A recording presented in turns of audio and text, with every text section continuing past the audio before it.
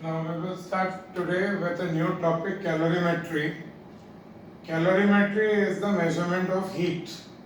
The measurement of quantity of heat is called calorimetry. So in this chapter what you will learn is about the flow of heat. Heat will flow from hot place to cold place. So all that you will learn, and there will be some numericals based on that. That when a hot body loses heat, the cold body will gain heat. And if no heat is lost to the surroundings, then the heat lost by hot body will be equal to heat gained by cold body. So it's a simple chapter. There are some numericals, and those numericals with practice they are simple. So first thing, definition of heat or calorimetry. We're seeing the definition of calorimetry. The measurement of the quantity of heat is called calorimetry. Now heat and temperature, distinction between. This is important. Usually they ask for 2 marks, you have to write 2 points. 2 points means 2 points here and 2 points under temperature. So under both there would be 2 points, and those would be the corresponding points that you write.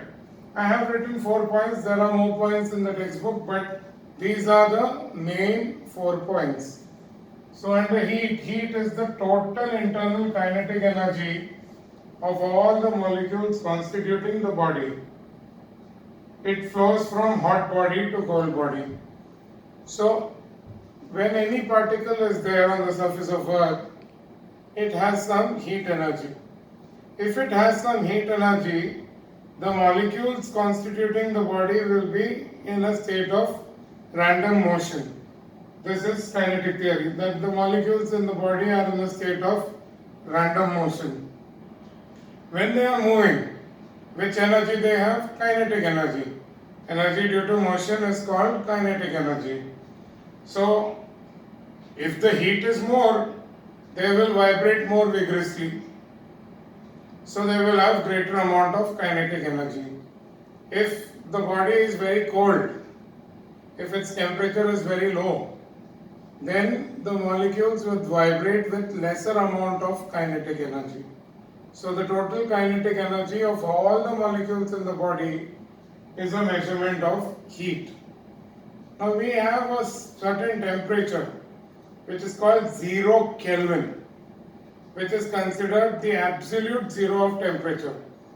0 Kelvin is minus 273 degrees Celsius, a very difficult temperature to go to and sustain for a long period of time.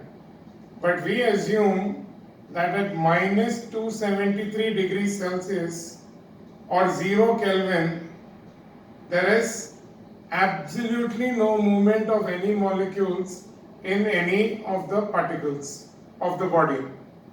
So that temperature is known as absolute zero of temperature. This I am just telling you extra information, it is not part of the distinction between. Basically I told you this because every body is in a state of motion, all particles inside our body is in a state of motion, and greater the heat, more will be the motion, so more will be the kinetic energy.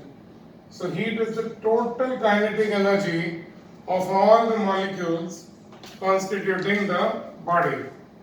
Total internal kinetic energy.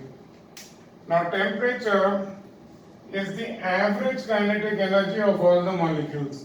So total kinetic energy upon number of molecules will give you the average kinetic energy of all the molecules.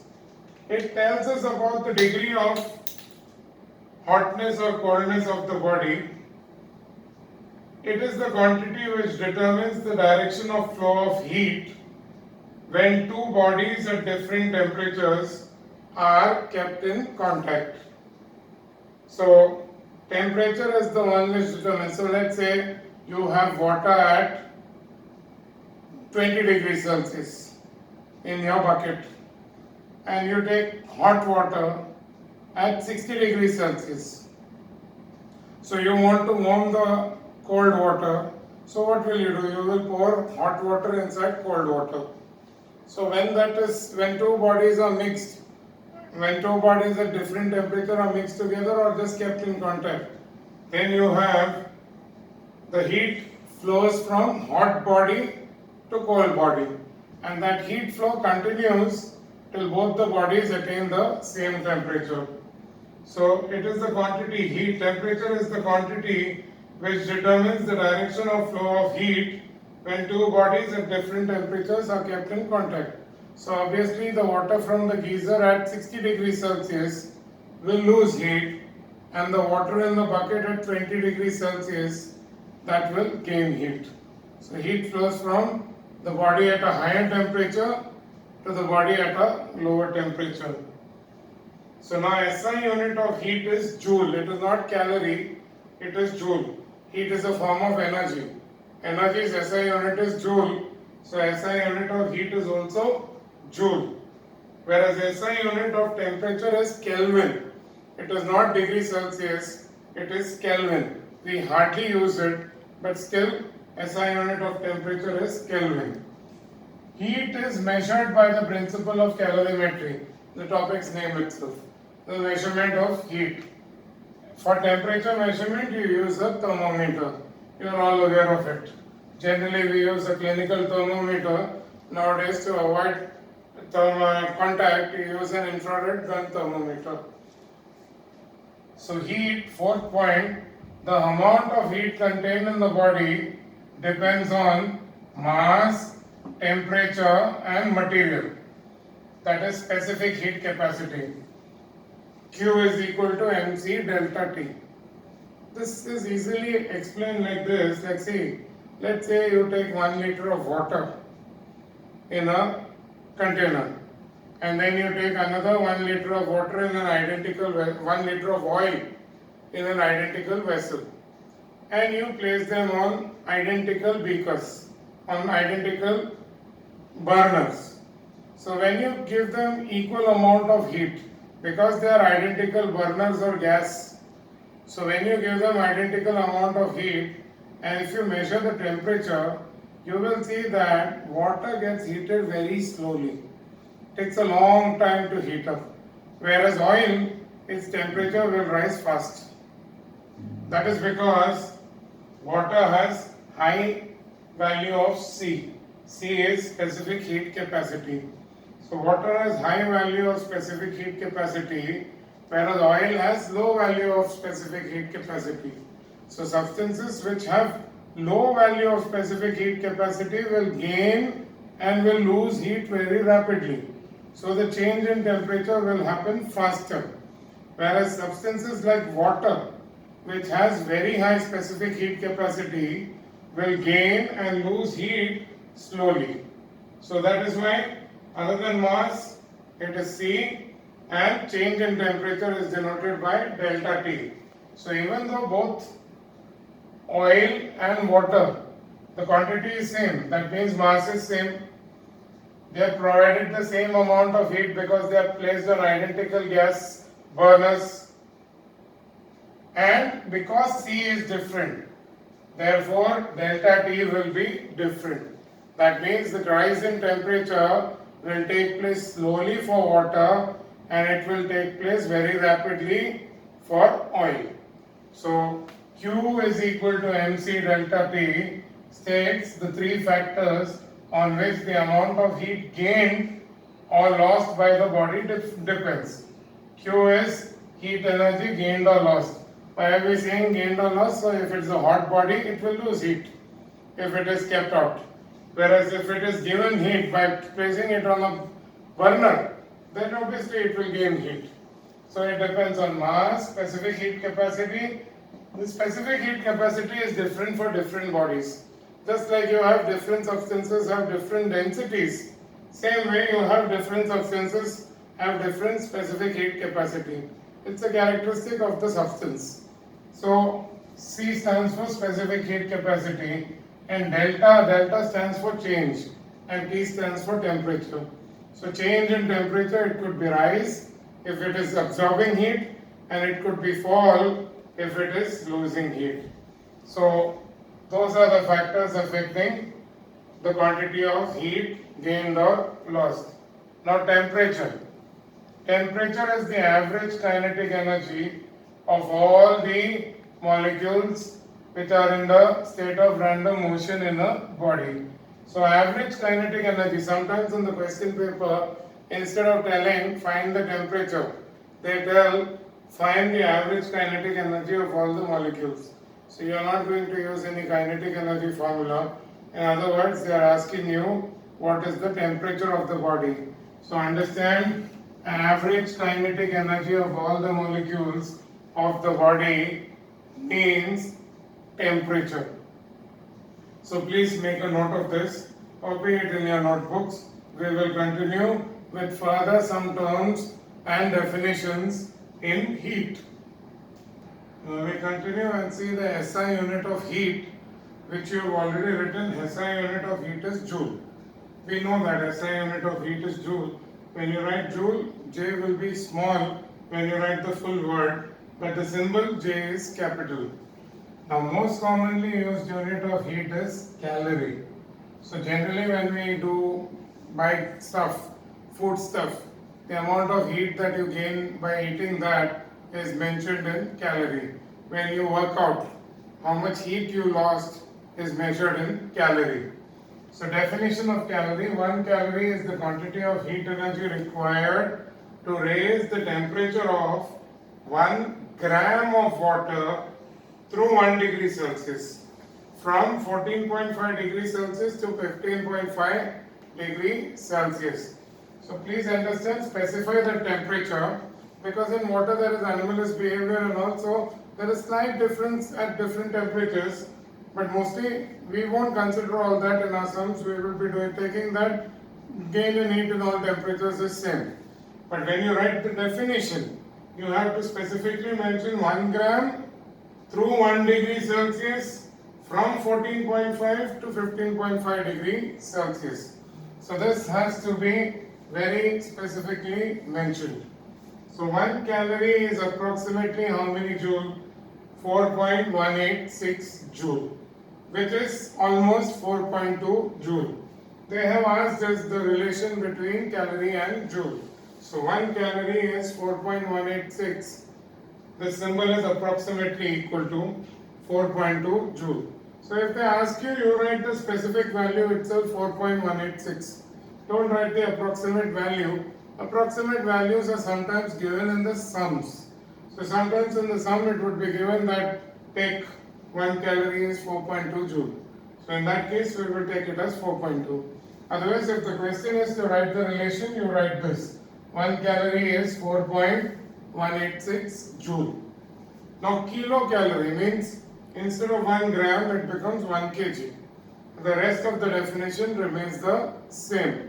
So kilocalorie, 1 kilocalorie is the heat energy required to raise the temperature of 1 kilogram of water by 1 degree Celsius from 14.5 to 15.5 degree Celsius. So 1 kilocalorie is 1000 calorie. 1 kilocalorie is 1000 calorie. Now units of temperature. SI unit of temperature. Till now we were seeing the unit of heat. Joule, calorie, kilocalorie. They are units of heat. A unit of temperature, you know very clearly that we have Kelvin, SI unit.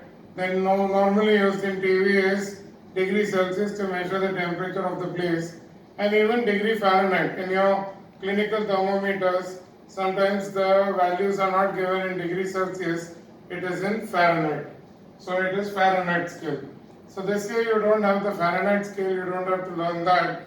You just have to know the relation between SI unit Kelvin and degree Celsius. So temperature in Kelvin. So now if they tell you that the temperature in Kelvin is to be found. So if you know the temperature in degree Celsius, at 273 to it. So if it is 0 degrees Celsius, so that means the temperature in Kelvin is 273 Kelvin. So what is the freezing point of water? 0 degrees Celsius. So how much is it in Kelvin? 273 Kelvin. What is the boiling point of water? 100 degrees Celsius. So in Kelvin it will be 373 Kelvin. So melting point of ice or freezing point of water up to boiling point of water. How many degrees Celsius is there? You're going from 0 to 100. So 0 degrees Celsius to 100 degrees Celsius. So it's a rise of 100 degrees Celsius. How much is the increase in Kelvin? 273 Kelvin to 373 Kelvin. So even in Kelvin scale, you have gone up by 100. So that is why we have written the statement that 1 degree Celsius rise or fall in temperature is equal to 1 Kelvin rise or fall in temperature. So degree Celsius rise or fall, we are not talking about absolute value. I know 0 degrees Celsius is not 0 Kelvin. 0 degrees Celsius is 273 Kelvin. And 100 degrees Celsius is not 100 Kelvin. 100 degrees Celsius is 373 Kelvin. What we are talking about is the rise.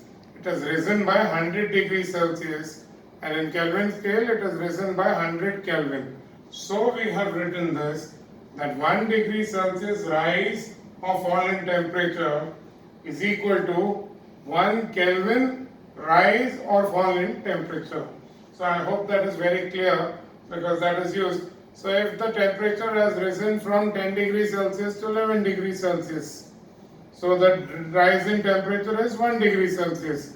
So in Kelvin scale, it would have risen from 10 plus 273, that is 283 Kelvin to 284 Kelvin. So in Kelvin scale also it has increased by 1, whereas in degree Celsius scale also it has increased by 1. That is from 10 to 11, there it is 283 to 284. So that is what is explained in the first statement.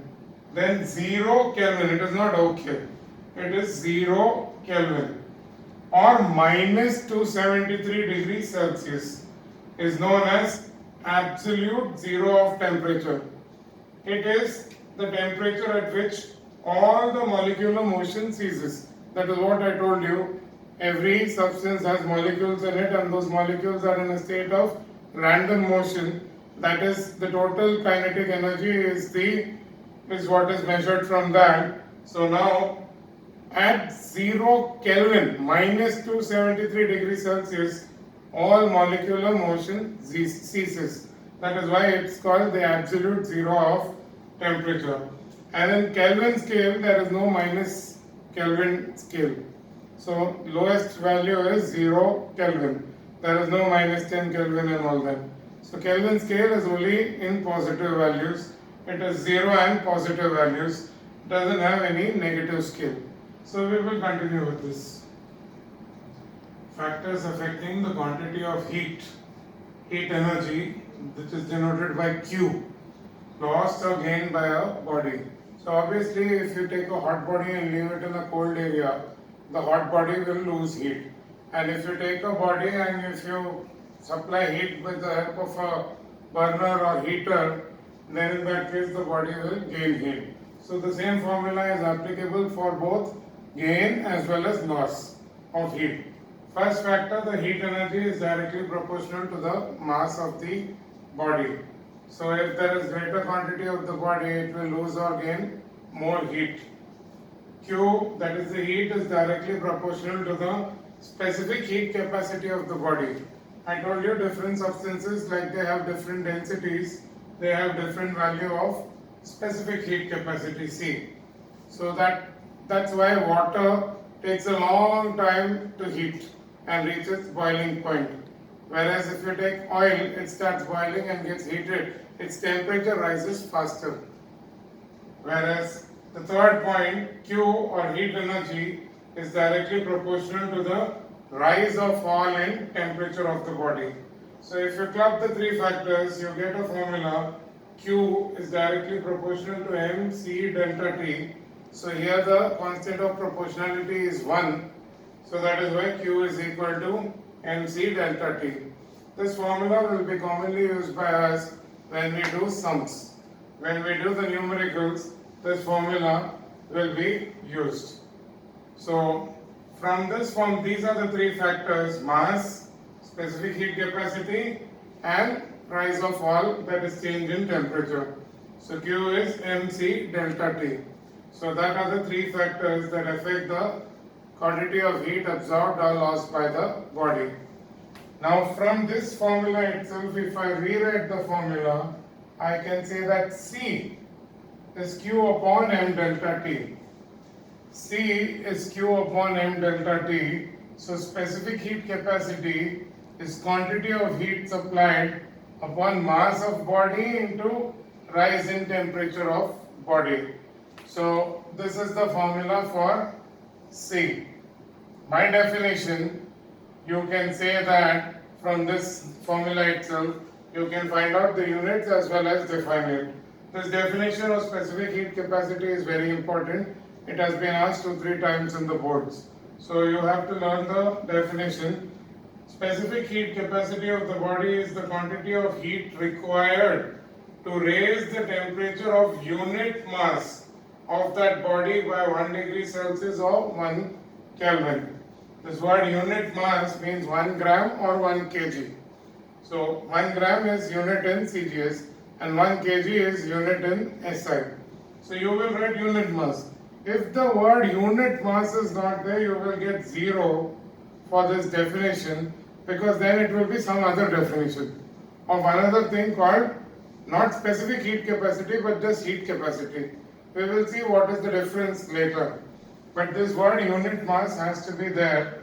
It's the quantity of heat required to raise the temperature of unit mass of the body by 1 degree Celsius or 1 Kelvin. So see, we are talking 1 degree Celsius or 1 Kelvin because we are considering the rise or fall in temperature. I told you earlier in the previous frame that 1 degree Celsius rise is equal to 1 Kelvin rise. We had seen when temperature rises from melting point of ice to boiling point of water, 100 degrees Celsius rise in temperature is same as 100 Kelvin rise in temperature. So that is why we can say that the rise in temperature of 1 degree Celsius or 1 Kelvin in the definition. So specific heat capacity of a body is the quantity of heat required to raise the temperature of unit mass of that body by 1 degree Celsius or 1 Kelvin. So if you substitute the units in this formula, you will get the SI unit of specific heat capacity. SI unit of heat is joule. SI unit of mass is kg. SI unit of rise in temperature is Kelvin, not degree Celsius. So if they ask you SI unit of specific heat capacity, you will write joule upon kilogram Kelvin. Symbols are J capital, kg and Kelvin. So other units, you may come across the other units in sums. Instead of joule, you can use calorie, you can use kilocalorie. Instead of kg, it can be kg or gram. Instead of Kelvin, you can easily use degree Celsius, because here Kelvin is rise or fall in temperature, and 1 degree Celsius rise or fall in temperature, and 1 Kelvin rise or fall in temperature is same. But if you write any of this for SI unit, you will get 0. SI unit of specific heat capacity, small c, which is denoted by small c, is only 1. Joule upon kg Kelvin. Copy this down in your notebooks. So here we are seeing the values of specific heat capacity of some substances. The textbook gives you more, you don't have to learn everything. You should definitely know water, ice and copper. These are commonly coming in this chapter. Water, ice and copper. The specific heat capacity values of those substances. Now I have made 3 columns because this is joule upon kg Kelvin, measured in joule per kg Kelvin. This is joule upon gram Kelvin. So whatever value is there in this, because it is in gram, you divide it by 1000. Why divide it by 1000? Because gram is on the denominator. So you know that 1000 gram is 1 kg, but here it's not being multiplied by 1000, it is divided by 1000, because gram is in the denominator, 1 kg to gram. So it is 1 upon, it will be 1 kg is how many gram? 1000 gram. So when you convert that, that's in the denominator, so it gets divided. and calorie per gram Kelvin. So calorie and joule, so this value you divide it by 4.2, approximately 4.18 or 4.2.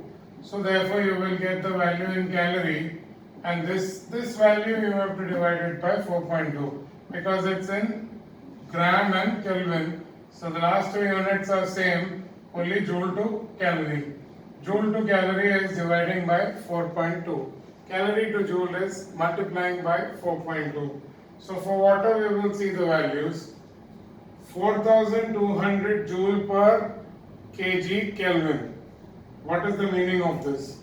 This means 1 kg of water has to be supplied 4200 joule of heat if its temperature has to rise by 1 Kelvin. So for 1 kg water, it has to be given 4200 joule of heat so that its temperature rise by 1 Kelvin. So same thing, if it is in gram, obviously you will divide that by 1000, so it becomes 4.2. So 1 gram is a small quantity. 1 gram of water has to be supplied, divided by 1000, 4.2 joule of heat, so that its temperature rises by 1 Kelvin.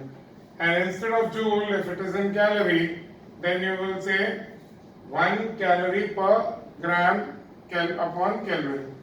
So water is 4200 joule per kg Kelvin. See, it becomes very easy once first time you will think, oh, you have to learn all this. It's not like that. So when you do the 22 classwork sums and equal number of homework sums, you will become master in this. So you will not forget water's specific heat capacity. 4200 joule per kg Kelvin or 4.2 joule per gram Kelvin or 1 calorie per gram degree Celsius or Kelvin. Because again, instead of Kelvin, you can easily replace and write degree Celsius. Value won't change because Kelvin rise and degree Celsius rise or fall is same. Sea water is slightly less. It has impurities. So impurities will decrease the specific heat capacity of the substance. It has salt. So that is why specific heat capacity of sea water is not 4200. It is 3900 and 3.9 in joule per gram Kelvin or 0.95. Almost 1. This is the highest value. Water has highest specific heat capacity from all substances known. That is why water is commonly used as a coolant in your car radiators. That liquid which you put is almost 98% water. Some chemicals they put in that, but other than that it is 98% water. Why? Because water will take a lot of heat from the car's engine without water's temperature itself rising sharply. So let's say the water inside the radiator is at 30 degrees Celsius. When the engine becomes hot, like 70 degrees Celsius, the bonnet is very warm. When you place your hand on the bonnet, you feel very hot. But still, the water inside would not reach 70, it may be hardly at 40. So the temperature is maintained. That water in the radiators is circulating through the pipes of the car, because of which the temperature of the engine is maintained. It's taking the water which is circulating is taking up a lot of heat from the car's engine. So you don't have the car getting overheated and the wires in the engine all melting. So that is prevented by using the coolant. And water is used because of high value of specific heat capacity. Normally we commonly use 4.2 joule per gram degree Celsius. Now ice, exactly half the value of water. You may think, अरे substance तो same है, water is तो ice बना. But when it becomes ice will melt faster. Why? Because it has specific heat capacity much lower than that of water. So melting of ice happens faster than increase in temperature of water.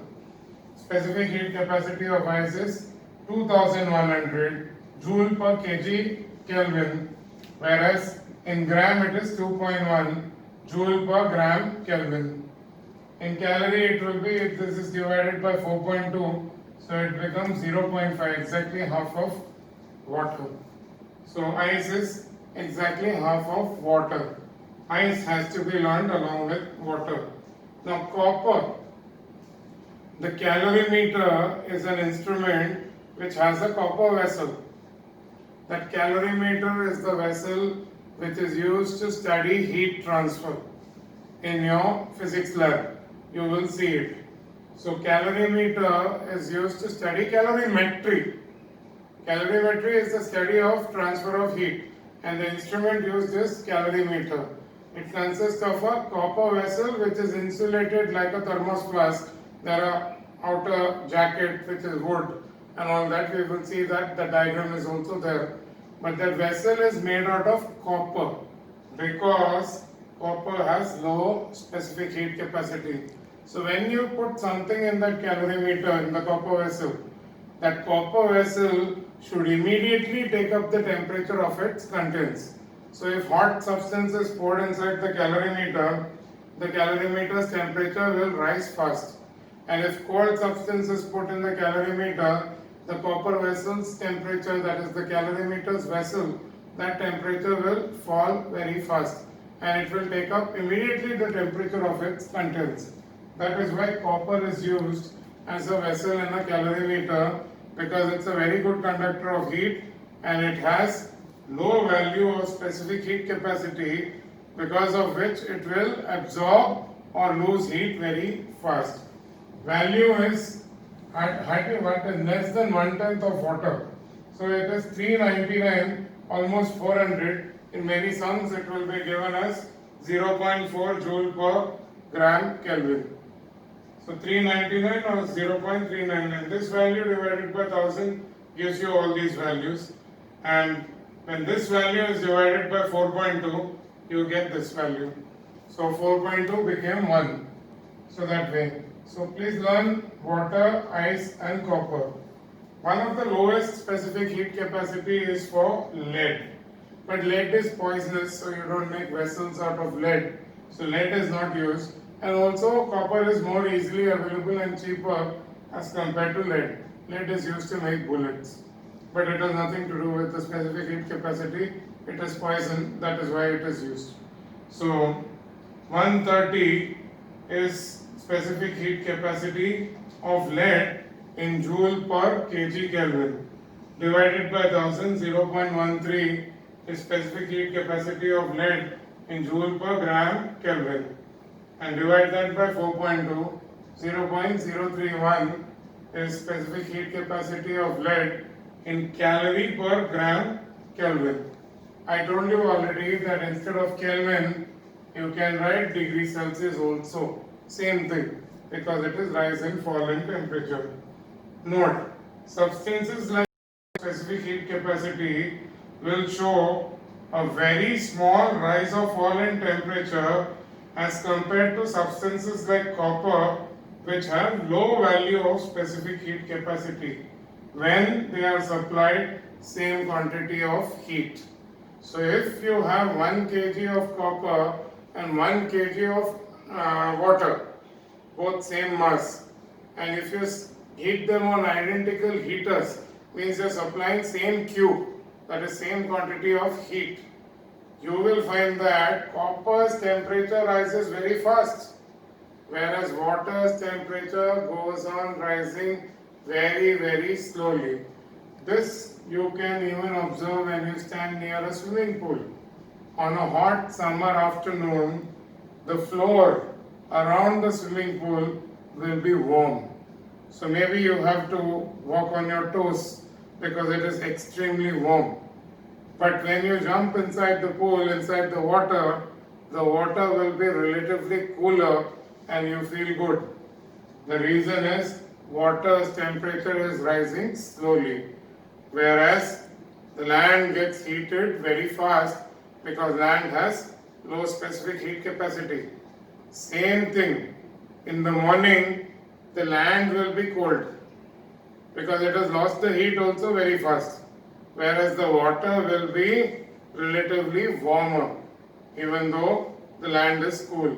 So there are difference in temperature in land and water that gives rise to difference in temperature in sea and land, due to which there is land breeze and sea breeze. We will come to that, and next we will be seeing the various uses of water. Like I told you, water is used in car radiators because it's an excellent coolant because of its very high value of specific heat capacity. Same way, you would have seen your grandparents sometimes using hot water bags to relieve pain. So they fill water in that, they don't put oil in that. They put hot water in that and they keep it near the pain. So when they do that, they get some relief from pain. That process is called fomentation. It is not fermentation and not bacteria. F-O-M-E-N-T-A-T-I-O-N. Fomentation. That also water is used because that temperature in that hot water bag is between 60 and 65 degrees Celsius. So because it is water having high specific heat capacity, the temperature remains at that range for a long period. So that is why hot water bags are used in fomentation. So those uses and applications we will be seeing next. So some applications or consequences of high specific heat capacity of water. Specific heat capacity of water you have learned, it is 4200 joule per kg Kelvin, or if you write instead of kg, if you write gram, it will be 4.2 joule per gram Kelvin. So that has a meaning. What is the meaning of this can be asked? What is the meaning of the statement specific heat capacity of water is 4000 joule per kg Kelvin? It means that every kg of water, for its temperature to rise by 1 Kelvin, it has to absorb 4200 joule of heat. So that's what is written here. It means that each kg of water has to be supplied 4200 joule of heat energy for its temperature to rise by 1 degree Celsius or 1 Kelvin. So this high value of specific heat capacity of water has various uses. First use, we are seeing it is used as a coolant in car radiators because its high value of specific heat capacity of 4.2 joule per gram degree Celsius.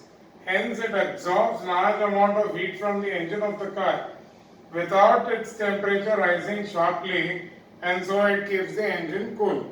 So when you write these answers in the exam, you have to write this underlined stuff, that is high specific heat capacity of water and its value 4.2 joule per gram degree Celsius has to be written. That will ensure 1 mark. And then you have to explain one sentence that because of this, the water will absorb large amount of heat from the engine without its own temperature rising sharply. So that will give you another mark. So all of the answers I have underlined the word high specific heat capacity of water and 4.2 joule per gram degree Celsius. Now same way, water is used in the process of fomentation. Fomentation is the process I told you in which hot water bags between 60 and 65 degrees Celsius is placed on a person's body when he is suffering from muscular pain or joint pain. That heat gives some relief. So the water in the bag remains at that temperature for long period.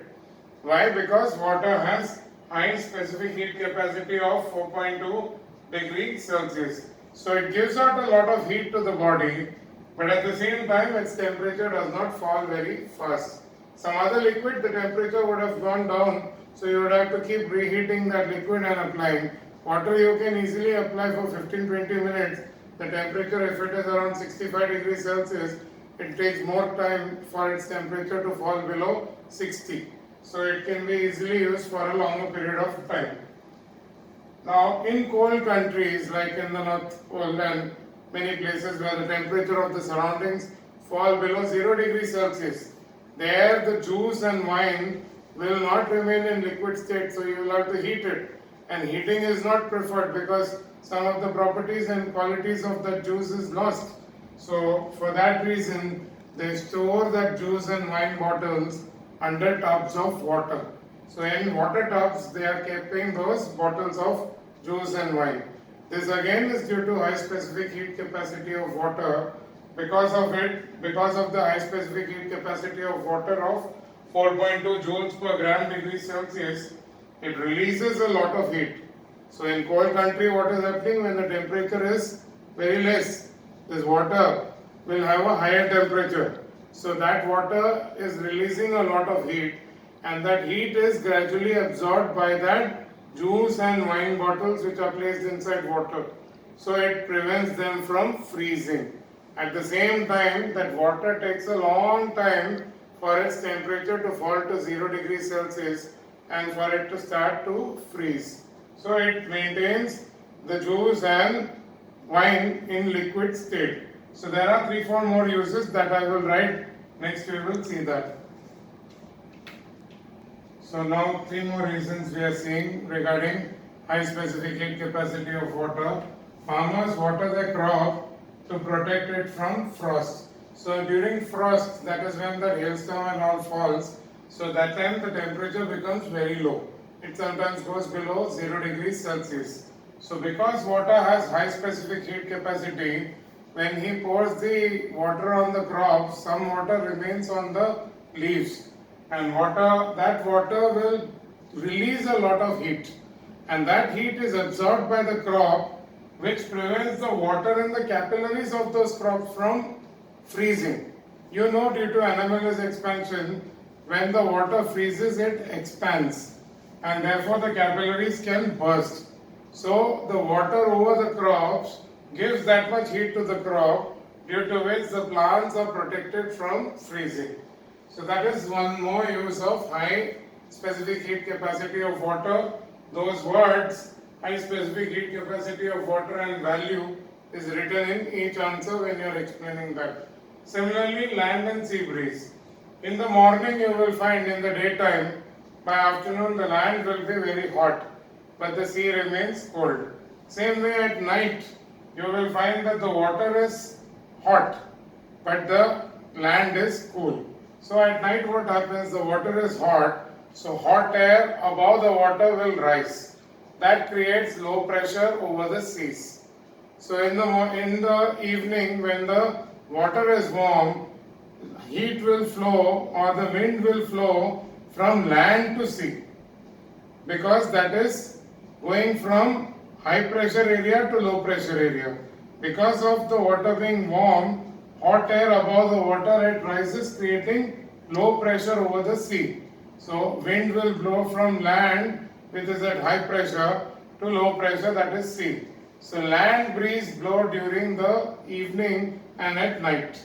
So land breeze flow during the evening and at night. So you have that. Early morning, what I mean by morning there is early morning, or you can say at night.